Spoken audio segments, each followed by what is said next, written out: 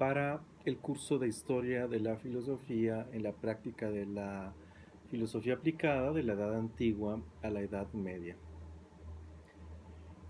Las lecturas para esta tarea abarcan un periodo bastante largo, desde Heráclito, siglo VI a.C., hasta la Edad Media con Santo Tomás. Los conceptos clave que yo encuentro son, en un primer momento, la sabiduría. En un segundo momento, aunque podría pensarse que sería al revés, en segundo momento, el hombre. ¿Qué es el hombre? Y en un tercer momento, ¿qué es el hombre sabio? Si la sabiduría es propiamente filosófica o la sabiduría es meramente práctica, y que ha sido una discusión histórica. Recordé aquí algunos libros que he leído hace algún tiempo. Uno que es un clásico, La sabiduría, la prudencia en Aristóteles, o sabiduría, que también se ha traducido de esa manera, de Piero Vanc. La sabiduría de Aristóteles, de Carlo Natali, este gran discípulo de Giovanni Reale y de Enrico Berti. Y también otro texto de Herivan, El reto, Frónesis y Kénosis.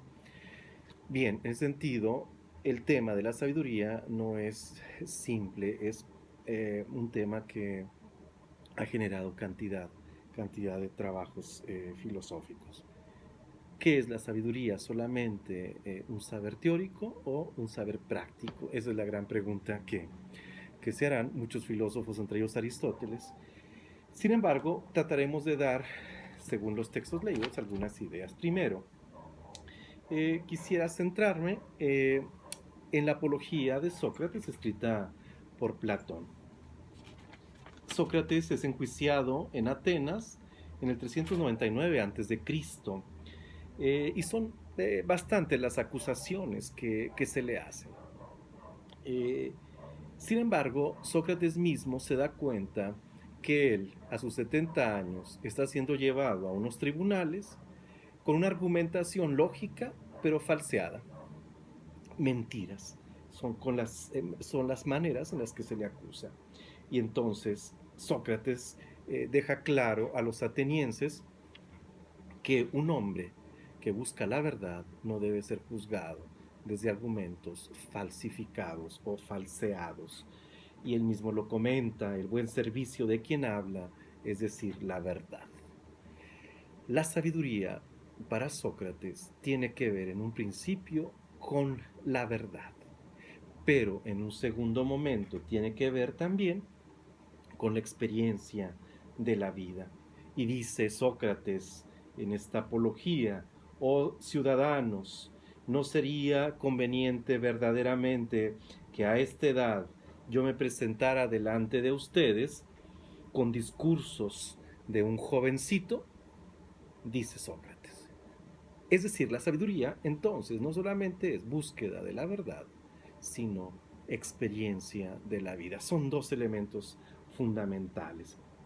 Y Sócrates, a sus 70 años, no se va a presentar como un hombre que falsea los hechos o los discursos. A 70 años, dice Sócrates, sigo siendo un extranjero en estos lugares donde se acusa desde la mentira. Y desde ahí podemos ir pensando en los textos que hemos leído. Desde Heráclito, en el siglo VI, difícil de entender su filosofía. Sin embargo, también Heráclito se presenta como aquel que busca la sabiduría. Heráclito hace una distinción entre el sabio y el ignorante. ¿Quién es el sabio para Heráclito? Aquí la cosa se complica, y se complica, y aparte hay mucho trabajo que hacer, porque para Heráclito el sabio es el que escucha a logos, un concepto que, igual que sabiduría, tendrá diferentes connotaciones a lo largo de la historia. Sin embargo, esta búsqueda de escuchar a Logos en Heráclito sienta ya algunos fundamentos, porque se propone de manera particular, y esto lo hace a nivel de la filosofía, la escucha de Logos a partir también de la lucha de los contrarios. Entonces la escucha para Heráclito tiene muchas formas y se da en todos los contextos. Y así como hay luz, hay oscuridad. Parménides tendrá que proponer otros caminos para entender este tema de la sabiduría. De manera particular, la sabiduría en Parménides, muy apegada a los aspectos teóricos, eh, tendrá que clarificar que la sabiduría se da siempre y cuando se tenga claridad de que el ser es y no puede no ser al mismo tiempo. Es decir, ya la búsqueda de la sabiduría enfrenta unos conflictos, porque para Heráclito, en esta dialéctica que él considera entre los contrarios como posibilidad para el conocimiento, Parménides lo hace totalmente a un lado. El ser es y no puede ser al mismo tiempo.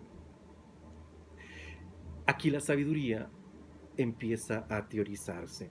Sin embargo, como leímos ya algunos pequeños textos de Sócrates, nos damos cuenta que la sabiduría no siempre tiene que ver con aspectos teóricos, sino que de manera particular se presenta en algunos aspectos totalmente prácticos y que en Aristóteles tendrá una explicación mucho más alta.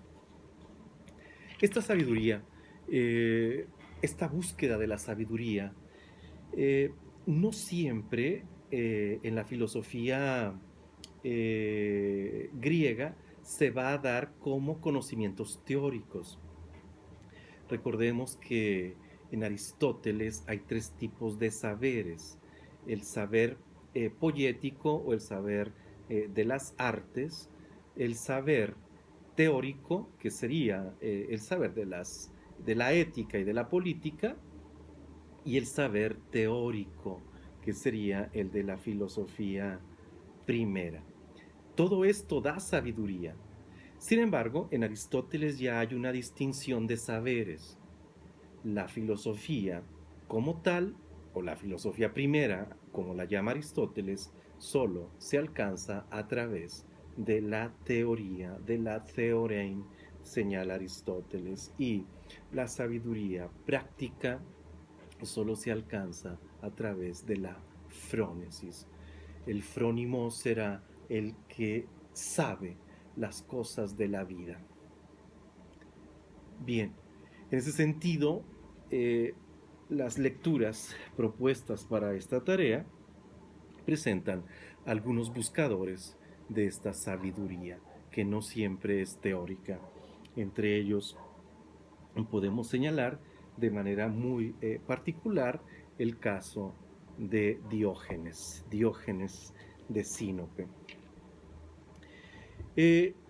Diógenes, siglo IV antes de Cristo, nos presenta la búsqueda de la sabiduría, pero de una sabiduría natural.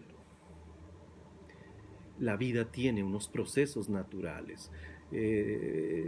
Diógenes nos está hablando de manera particular de la physis, la naturaleza. La naturaleza tiene unos procesos propios que dan sabiduría. Y en ese sentido, para Diógenes, es esta lectura de la naturaleza lo que genera sabiduría en el hombre. Aparecerán conceptos importantísimos en Diógenes, como son, por ejemplo, el pudor o el sentido del juicio.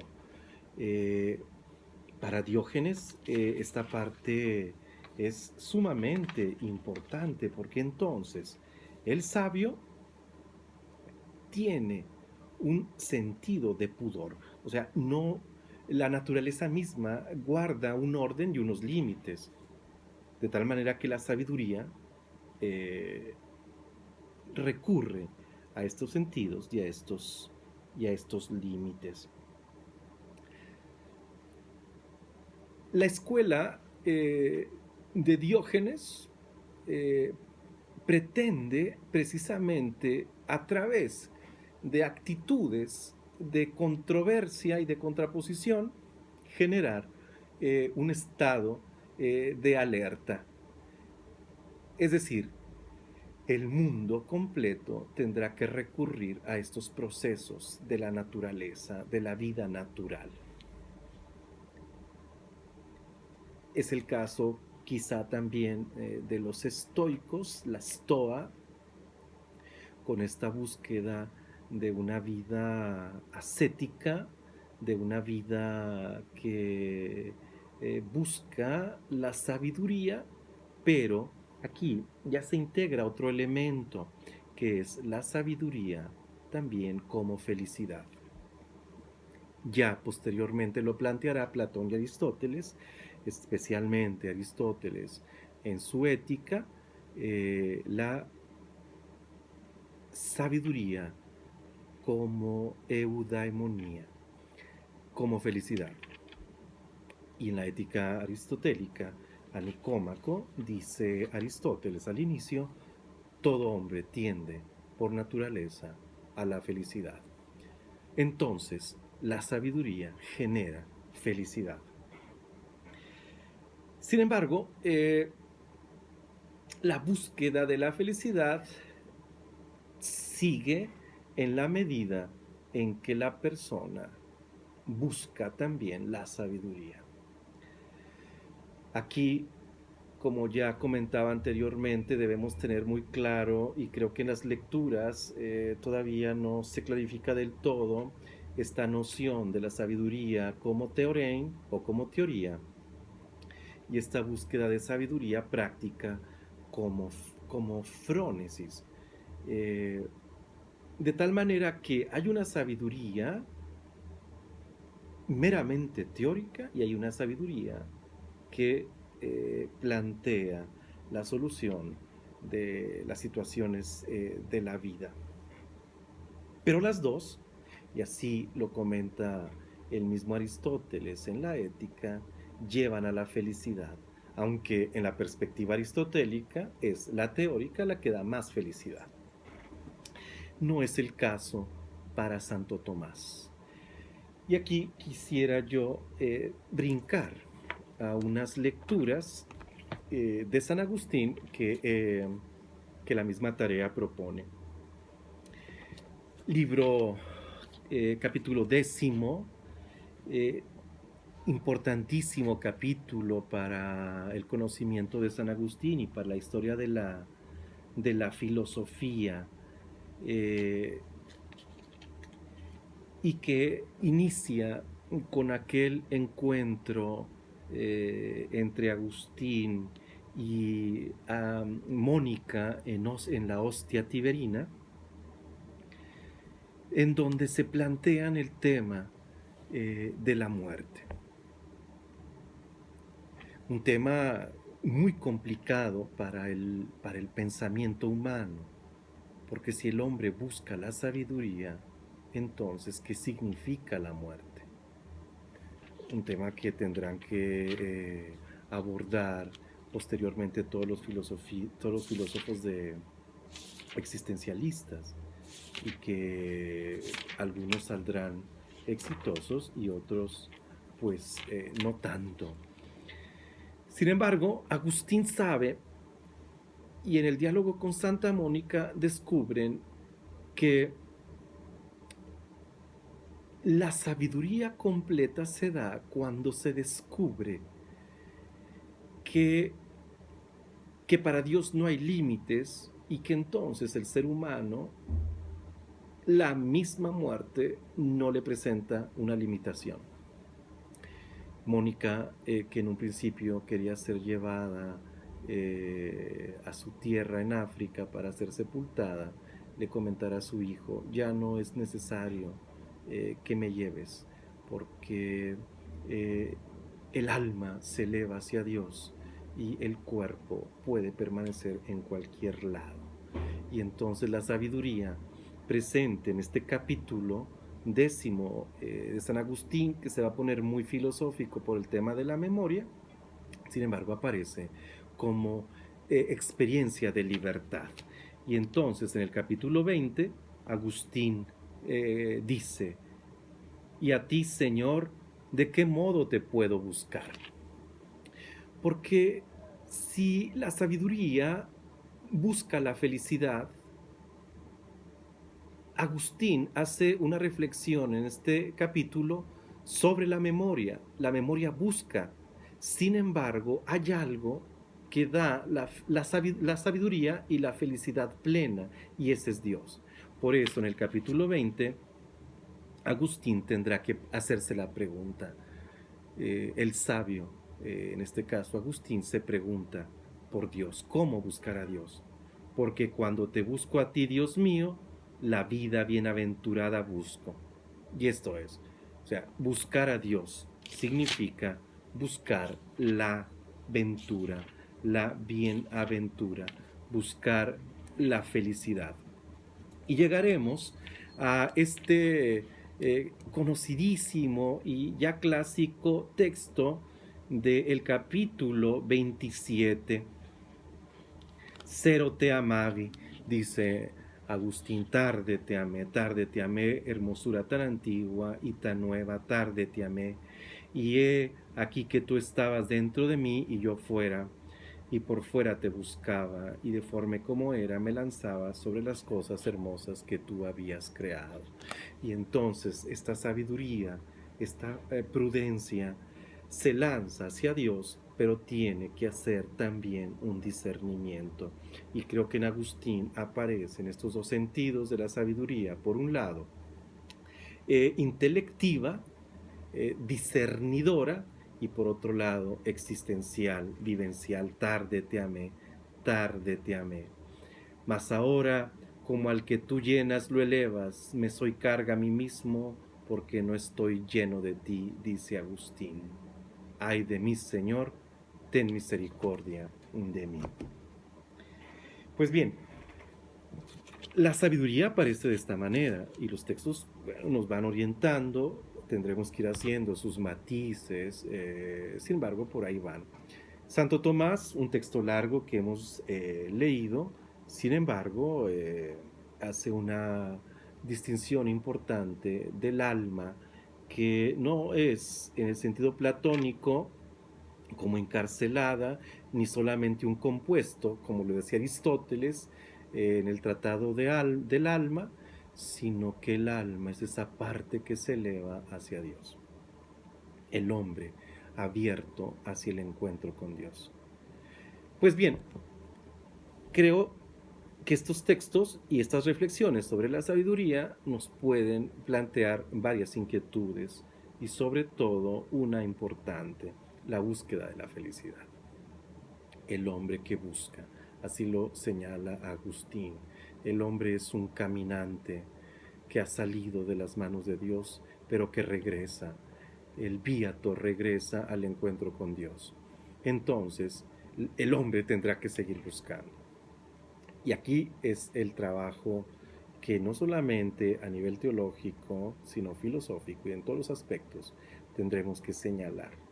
Ese hombre que está sediento y que busca la felicidad, y que tiene muchos recursos para encontrarla, y uno de ellos será su capacidad intelectiva, y el otro será sus virtudes, las virtudes como capacidad también para elegir aquello que lo hace feliz o que lo puede hacer más feliz.